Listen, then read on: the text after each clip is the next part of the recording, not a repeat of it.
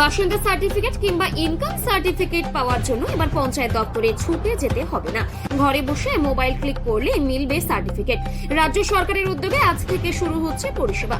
মুখ্যমন্ত্রী তথা রাজ্য সরকারের এই উদ্যোগকে সাধুবাদ নদিয়া জেলাবাসীর। মূলত এতদিন যাবৎ পঞ্চায়েত এলাকার বিভিন্ন গ্রামের বাসিন্দাদের যদি তাদের কখনো বাসিন্দা সার্টিফিকেট কিংবা ইনকাম সার্টিফিকেট প্রয়োজন হয়, সেক্ষেত্রে ছুটে যেতে হয় স্থানীয় পঞ্চায়েত সদস্যের কাছে অথবা ছুটে যেতে হয় পঞ্চায়েত দপ্তরে। মূলত সেই কথা মাথায় রেখে মুখ্যমন্ত্রী মমতা বন্দ্যোপাধ্যায়ের উদ্যোগে পঞ্চায়েত দপ্তরের তরফে অনলাইন সার্টিফিকেটের কথা ঘোষণা করা হয়। আজ থেকে কার্যকরী হওয়ার কথা সেই পরিষেবার। সরকারি তরফে জানা যায় তার জন্য মোবাইলে একটি পোর্টাল চালু করা হয়েছে। সেই পোর্টালে গিয়ে যে নিয়ম বিধি রয়েছে সেই নিয়ম অনুযায়ী আবেদন করলে পাওয়া যাবে ওই সার্টিফিকেট।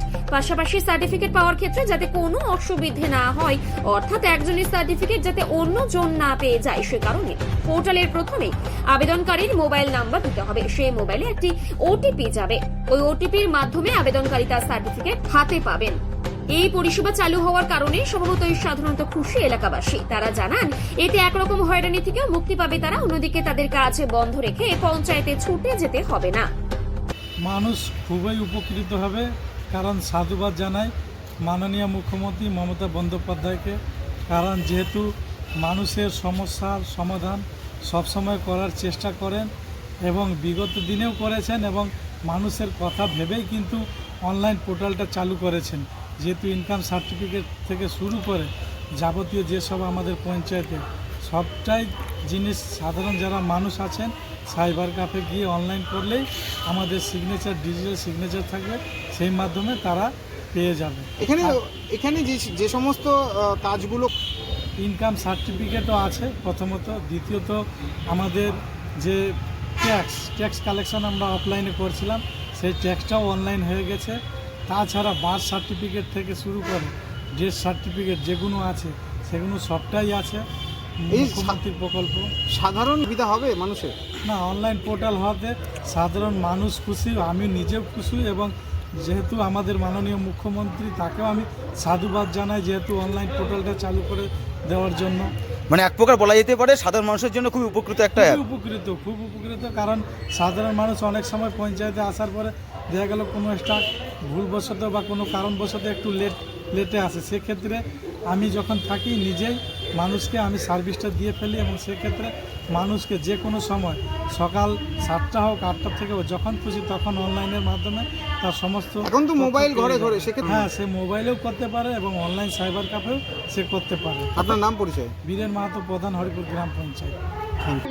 মানে এখানে এসে হয়তো দেখলাম যে দিদি হয়তো অন্য কাজে অন্য জায়গায় আছে, এসে সেটা আমাদের হতে হবে না। বাড়ির থেকে আমরা খবর নিতে পারবো। পোর্টাল চালু হলে আমরা বাড়ির থেকে কাজটা করতে পারবো। হ্যারাসমেন্ট কমবে। মানে অনেক সময় তো কাজ কামাই করে ছুটে আসতে হয়। হ্যাঁ, কাজ কামাই, সেটাই বলছি, কাজ কামাই করে ছুটে আসতে হয়। দেখা গেল এই দিদি হয়তো মানে অফিসের কাজেই অন্য জায়গায় আছে, তাহলে আমাদের আবার ঘুরে যেতে হবে, সেইটা যেতে হবে না। মুখ্যমন্ত্রীর উদ্যোগকে কিভাবে দেখছেন আপনারা? আমরা এটা ভালো উদ্যোগে দেখছি। অনেক উপকৃত হবে সাধারণ মানুষ। উপকৃত হবে আমরা। কি নাম? আমার নাম রমিলা বসাক দাস। ঠিকই আছে, মুখ্যমন্ত্রী যে উদ্যোগটা নিয়েছে খারাপ নয়, ঠিকই আছে। কিন্তু এর যেমন ঠিক আছে তার খারাপ দিকও আছে। এটা অর্থের বিনিময়ে এগুলো হচ্ছে পেয়ে যাবে, সাধারণ মানুষ হয়রানি হবে। এরটা ওর ঘাড়ে যাবে, ওরটা ওর ঘাড়ে যাবে। আমি যেমন হচ্ছে আমার একটা ইনকাম সার্টিফিকেটের দরকার, আমি করে নিলাম, অন্যের নাম দিয়ে করে নিতে পারি। এই সমস্ত নানান দিক আছে।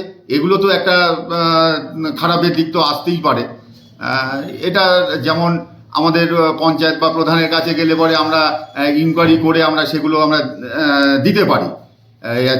কম্পিউটার তো আর সেই দিকগুলো তো নির্ণয় করতে পারে না। এই দিকটা খারাপই হবে, আমার মনে হয় খারাপই হবে। অনেক সময় তো গ্রামের মানুষ এখনো অ্যান্ড্রয়েড ফোন ঠিক মতো ব্যবহারও করতে পারে না। না, এখনো আছে বহু গ্রামে অ্যান্ড্রয়েড ফোন তারা অর্থের অভাবে কিনতেও পারে না বা সেখানে পৌঁছয়নি, সব ছোট বোনই ব্যবহার করে থাকে। তাদের ক্ষেত্রেও বিরাট অসুবিধা হয়ে যাবে, তারা তো কিছু বুঝতে পারবে না। যে সাইবার ক্যাফেগুলোতে গিয়েও তো তারা করতে পারে।